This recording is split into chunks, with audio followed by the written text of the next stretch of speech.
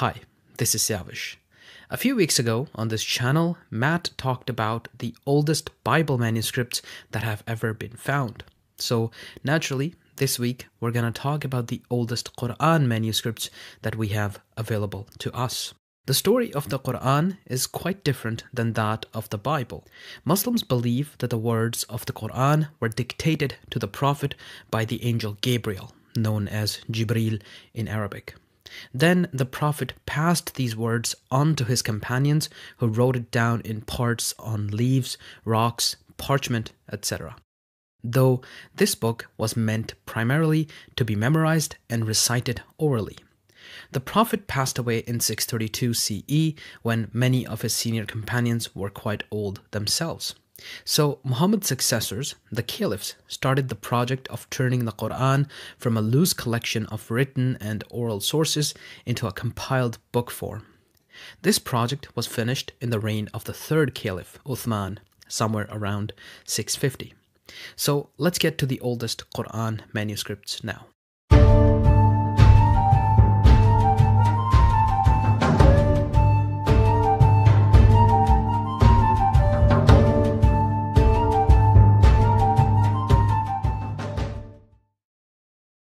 At number 8, we have the famous Blue Quran. It is a nearly complete copy of the Quran in Kufic script with over 600 parchment folios. Its defining characteristic is the blue color of the parchment and the golden writing. It was likely produced in the late 9th or early 10th century. However, we're not quite sure of where it was produced. Before the modern era, we know that it was in Kairouan in Tunisia around 1300 CE. Some scholars say that it was produced in the Abbasid Caliphate to be placed at Harun al-Rashid's tomb in Mashhad in Iran. Other scholars believe that it was produced in Tunisia. Its appearance is quite similar in some parts to the Bible of Kaaba, which was produced in Spain. This gives the idea that maybe the Blue Quran was also produced in Spain. Certainly, it's easier for a Spanish Quran to end up in Tunisia than it is for an Abbasid one. Most of it is now stored in Tunisia, with some folios here and there, including private collections and even the Metropolitan Museum in New York. At number 7, we have the Samarkand Quran.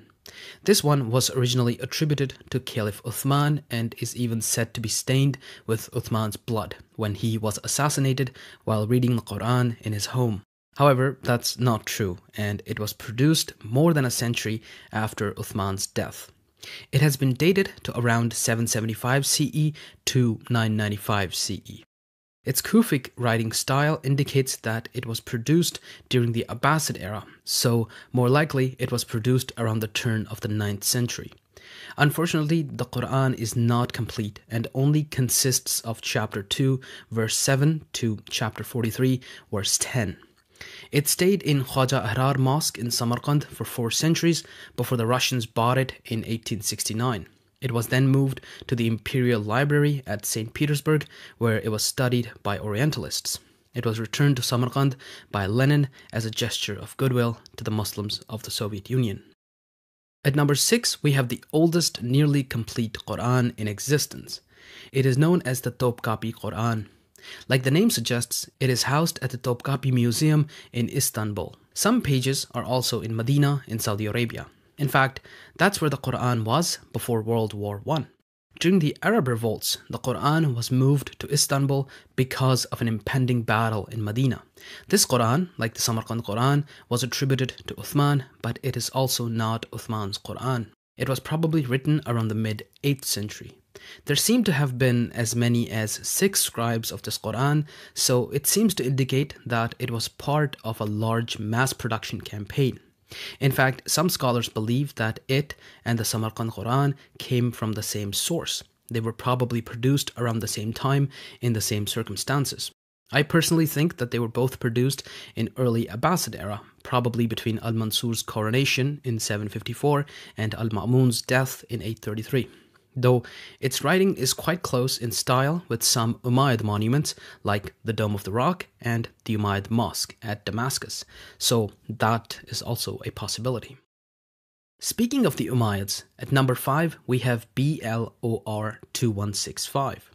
This manuscript was likely produced during the reign of the third Umayyad Caliph of the Marwanid branch, named Al-Walid, likely around 710 CE or slightly before that. It contains around 57% of the Quran written in the Hijazi Ma'il script. It has around 128 folios. It's stored in the British Library and is actually available to see online. Toward the end of the manuscript, a note reads the name of Reverend Gravel J. Chester and is dated to April the 29th, 1879. Reverend Chester helped the British Museum and several other institutions acquire a number of valuable historical artifacts. It's likely that he got this manuscript in Egypt, which is why it shares a history with the next manuscript on this list. At number 4, we have the Codex Perizino-Petropolitanus. It is quite similar to Codex BLOR 2165. It was found during the Napoleonic expedition in the mosque of Amr ibn al-As in Fustat, Egypt. BLOR 2165 was likely also found there, but it was acquired by the British, whereas Codex Perizino-Petropolitanus was acquired by the French. It has 118 folios that contain almost half of the Quran. It uses a Hijazi script and was probably written by up to 5 scribes, which again indicates that it was part of a mass production campaign. It has been dated to the second half of the 7th century. Most of it is stored in Paris's Bibliothèque Nationale de France. I didn't take French in school, so forgive my pronunciation. Although some pages of the document are found in the National Library of Russia, the Vatican Library, and the Khalili collection. At number 3, we have the Tübingen fragments. They've been carbon dated to 649 CE to 675 CE with 95% probability. There are 77 folios in this collection which contain a continuous portion of the Quran from chapter 17 verse 35 to chapter 36 verse 57. That's roughly a quarter of the Quran. The script is Hijazi, but interestingly, originally it was mistaken for Kufic. It was bought by a Prussian consul in the 19th century in Damascus. It's currently housed at the University of Tübingen in Germany. At number 2, we have the most interesting manuscript of the Quran ever found, the Sana'a manuscripts. They were found during renovations at the Great Mosque of Sana'a in 1972 among some 12,000 documents. Among these thousands of documents, there were various collections of the Quran, but it's tough to estimate which ones go together. Though this particular collection, known as the Sana'a manuscripts, is around 82 pages. On first glance, it's a normal standard Quran containing roughly half of the text. It was produced most likely around 670 CE or so, though carbon dating the parchment revealed that the parchment was produced around 617 CE to 647 CE. Scans revealed that the documents are a palimpsest, meaning the text we see on the surface was written after removing an older text. This means that the document has 2 layers of text, the newer upper layer and the older lower layer. While the upper layer is the standard text of the Quran, also known as the Uthmanic Quran, the lower layer is not standard. It is an alternate version of the Quran that has been named as the Companion One or C1 Codex. Tradition tells us that while Uthman standardized the Quran around 650 CE or so, it was a bit late.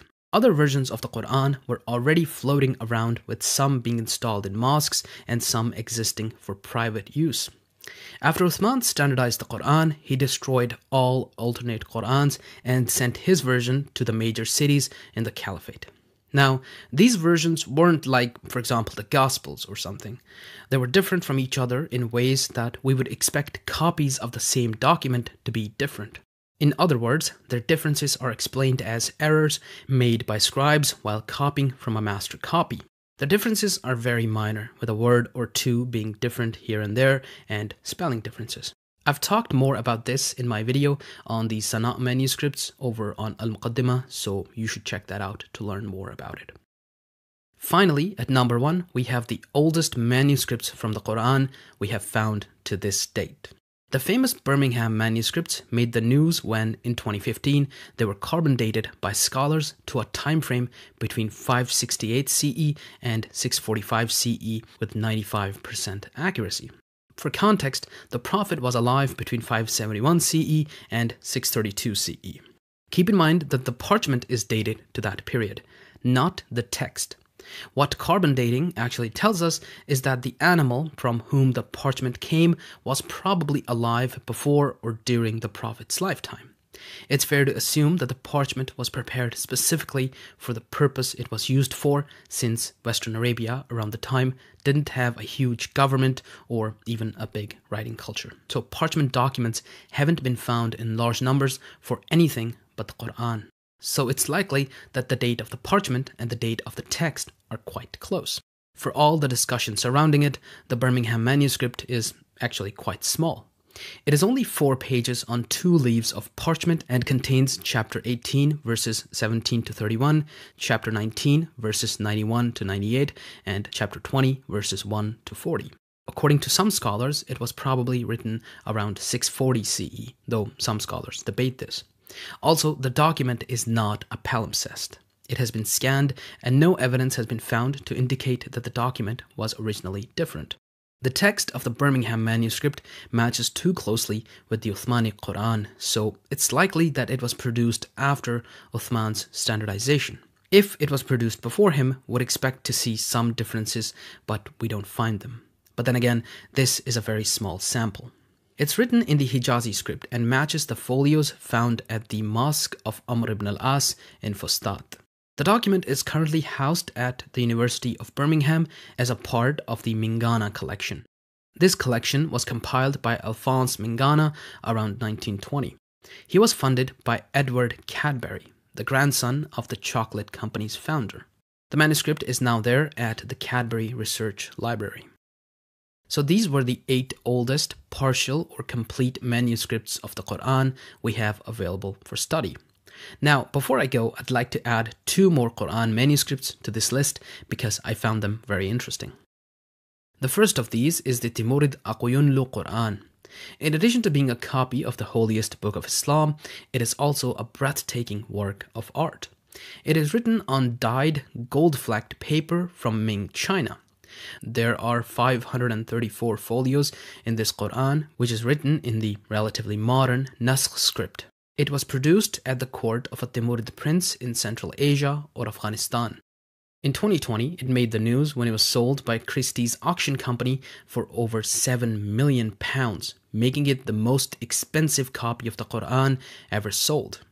Christie's only tells us its history as far as the 1980s, when, according to them, it was bought by the father of the man who sold it in 2020. Finally, we have the book known as Lex Muhammad, Pseudo-Prophet.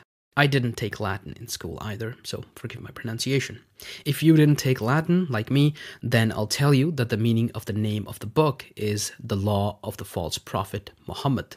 It was a Latin translation of the Quran by Robert of Ketton, an English priest, made on the request of Peter the Venerable in 1142, around 50 years after the First Crusade.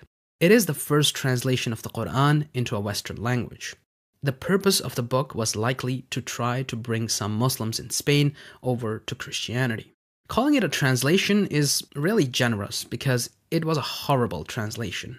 It was mostly just propaganda, but still it's quite interesting because the Quran at the time hadn't even been translated into all the languages of the Islamic world. Scholars believed that the Quran's Arabic was sacred and so it shouldn't be translated. So these were some of the oldest and most interesting manuscripts of the Quran. If you want to learn about the family tree of the prophets in the Quran, we have a video for that as well. Also, you can check out our video on the family tree of Prophet Muhammad and the early caliphs, which is narrated by yours truly. Thank you for watching.